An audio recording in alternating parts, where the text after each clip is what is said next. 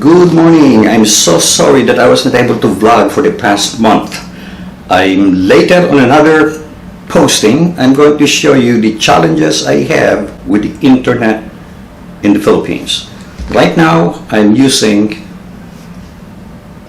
this packet Wi-Fi to vlog, and we will see how it goes. And the only way to do it is at night.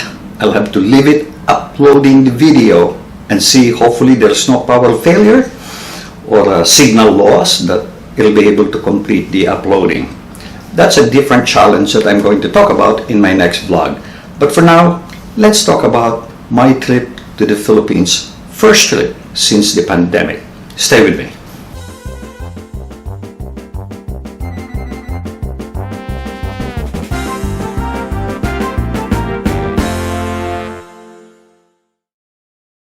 We left, well, actually we arrived February 24th, and we left using Qatar.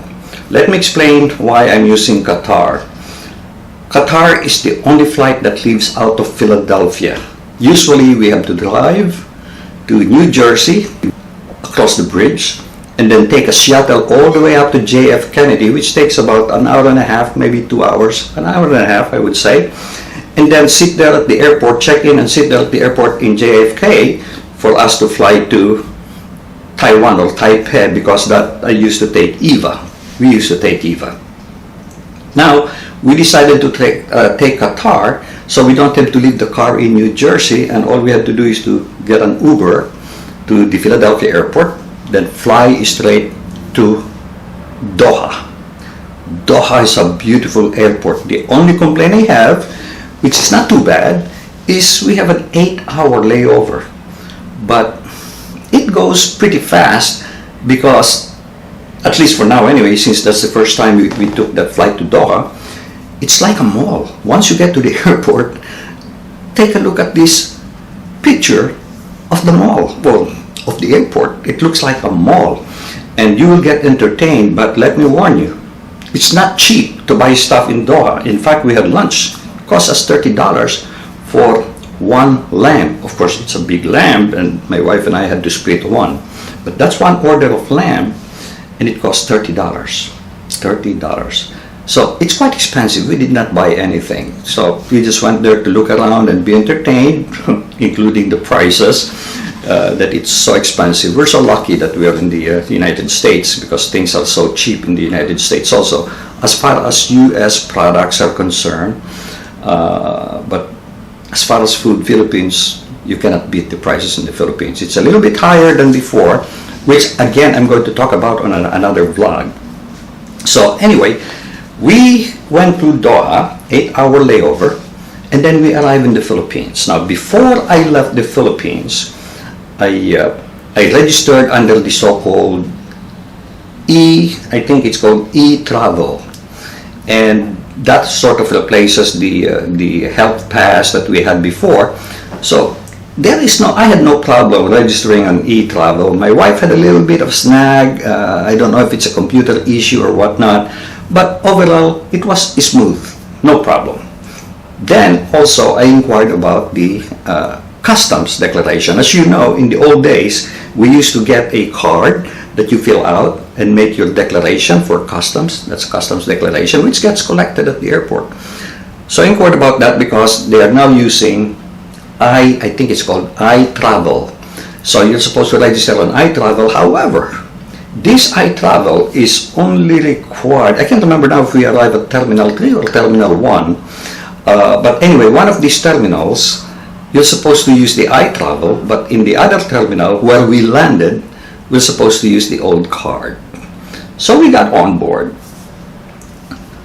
After we get on board, I was inquiring about the customs declaration card. They said, oh, they'll give it to you at the airport. We arrived at the airport, and guess what? Nothing, and we were not even required to fill out anything. So it went smooth as butter. It went very smoothly. We had someone help us with the luggages and all that, and we went to the senior line, which is one nice benefit about the Philippines. So we went all the way to, of course we passed through immigration, no problem there. We did not pass through customs at all. Well, we passed through customs, but there was no one there. Nobody is checking anything. So it went very smoothly. No problem.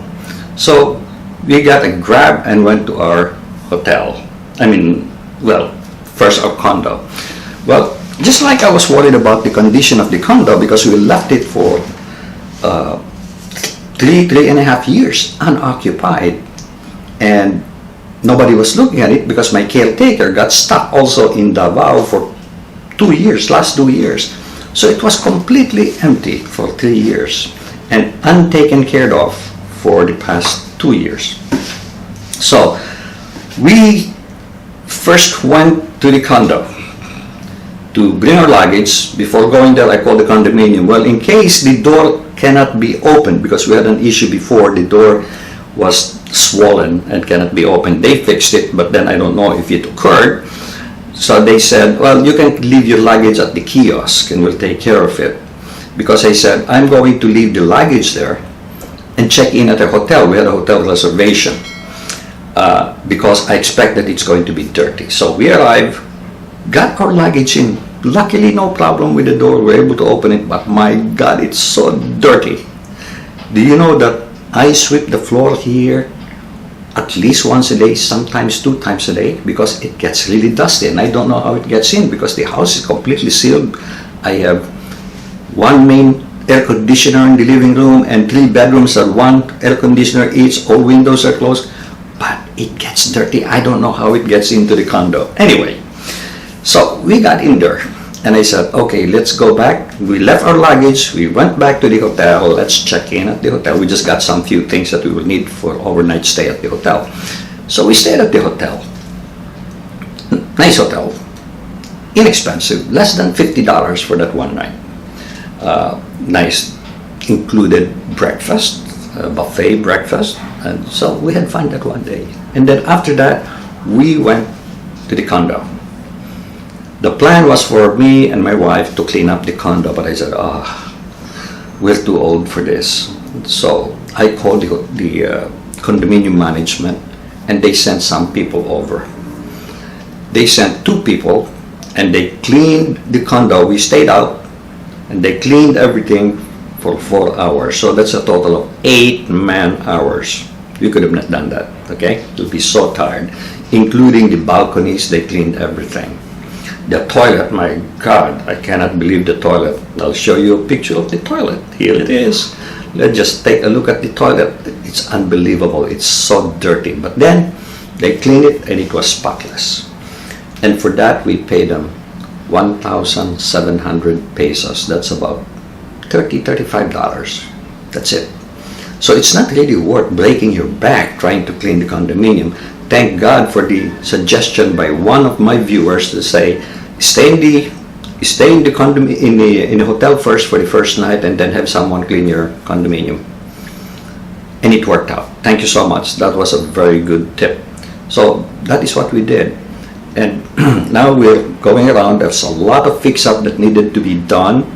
The water damage that occurred because of some leak on the top floor, the higher floor, I should say, was finally taken care of after so many tries working this thing out with the the condominium management.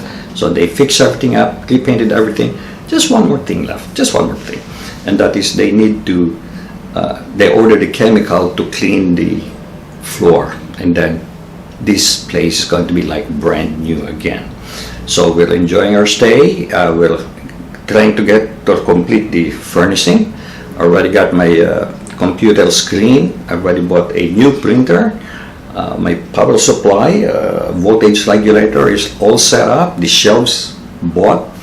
So we took care of all those, and I can now go back to vlogging. The only problem I have, like what I said earlier, is the internet upload of all my postings. But one way or another, I will take care of that. But I will tell you what the issues are for your own benefit for those people who are not familiar with the internet in the Philippines.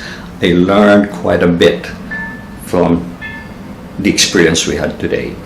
And we have been to Davao and Zamboanga, and I'll again make a separate vlog on that. But for now, I just wanted to share with you the experience I had. I love Qatar. Now, will I rate Qatar as 10 out of 10? No.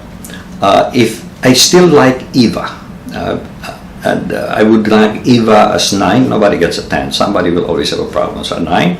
I'll rank Qatar as 8 or 7. And the main difference is, in the case of EVA, the food, selection of food that's being offered to you is more wide. You have better selection than Qatar. Qatar has good food, but they serve you the exact same thing, morning, afternoon, evening, same thing. You have, I think, 3 or 4 selections, mostly 3 selections, but it's the same thing for all meals. Whereas EVA has a wider selection, different in the morning, different at lunch, different at night. So that's what I like about EVA. But Qatar is not bad, the service is good, the airplane is in good repair. I've heard so much about PAL, and therefore I opted not to use PAL at all. I did not even consider it. But out of all the complaints, I only heard of 2 things. One is the dirty bathroom, and the delays. That's it. The other complaints about the repair and all that, of course, I heard it from Panglasang Pinoy about the repair of the aircraft. I never had that experience personally, but the bathroom I had an experience with. The food, I just can't remember right now if the food was okay or not okay, so I'm not even going to say it's negative, but some people are negative on the food as well. So that's all I have for today. Like what I said, this is more or less experimental, so tonight I'm going to leave this thing running, uploading overnight, and hopefully the following morning I'll be able to post it. Okay, so stay tuned for all the future vlogs that I'm gonna have. I'll have more frequent vlogs for you, assuming this thing works. I love you all. Make it a great day, and God bless. Please do subscribe to my channel unless you have already done so, and click like. Goodbye.